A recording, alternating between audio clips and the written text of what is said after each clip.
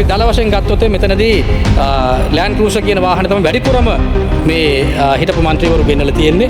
සමහර අය දන්නේ නැහැ තමන්ගේ නමට මොන වාහනේද ගෙනාව කියලා. ඒකත් ප්‍රශ්නයක්.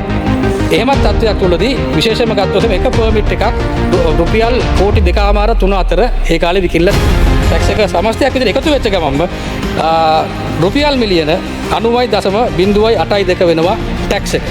එතකොට දැන් මේ උදවිය ඉල්ලන්නේ මේ ටැක්ස් එක කියන්නේ මේ මෙච්චර ටැක්ස් ගෙවන්න නැතුව. ඒ කියන්නේ සාමාන්‍යයෙන් ගත්තොත් එහෙම මේ වාහනේ මිලදී ගා කියන්නේ සාමාන්‍ය විදියට මේක රටට ආනයන කරනවා නම් මේ ටැක්ස් එක ගෙවන්න ඕන. නමුත් වාහන ගෙන්නන්නෙත් නැහැ. එහෙම නැත්නම් එයාලා පාවිච්චි කරන්න ගෙන්නන්නෙත් නැහැ. මේක කාට හරි මේක පවරනවා. පැවරුවෙන් පස්සේ මොකද කරන්නේ? මේ ටැක්ස් එක මේ බද්ද රටට අහිමි වෙනවා. මේක ඇවිල්ලා ඉතාමත් වැරදි තත්වයක්.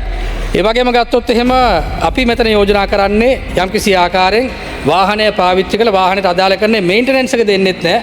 විශේෂයෙන් මේන්ටෙනන්ස් ටික කරගන්නත් වෙන්නේ ඒ අදාළ മന്ത്രിවරුන්ටම තමයි. එතකොට ඒක ඇවිල්ලා ඉතාමත් සාධාරණ තත්වයක්. විශේෂයෙන්ම ඒ වාහනේ පාවිච්චි කරලා යම්කිසි රාජ්‍ය සේවකයෙක් රාජ්‍ය නිලධාරියෙක් ඒ වාහන පාවිච්චි කරලා නැවත දීලා යනවා වගේ ඒ කාලය සම්පූර්ණ වෙනකොට නැවත දීලා යන්න පුළුවන් තත්වයක් මෙතනදී තියෙනවා.